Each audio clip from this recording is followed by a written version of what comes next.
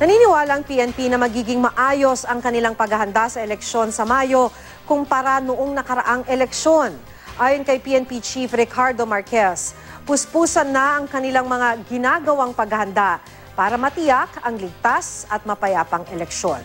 Sa kanilang tala, 3 ang kumpirmadong election-related violence mula sa mahigit 60 naitalang insidente mula noong Enero hanggang Marso.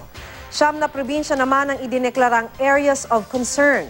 Pinatransfer naman sa ibang lugar ang mga pulis na may kamag-anak na politiko. Natanggap na ng PNP ang kanilang 462 milyong pisong pondo para sa eleksyon.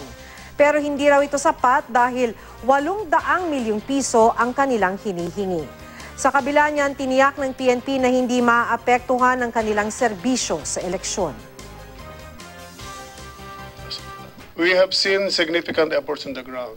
Ang nakita pa namin kulang, and ito yung sinasabi namin, more collaborative efforts among those agencies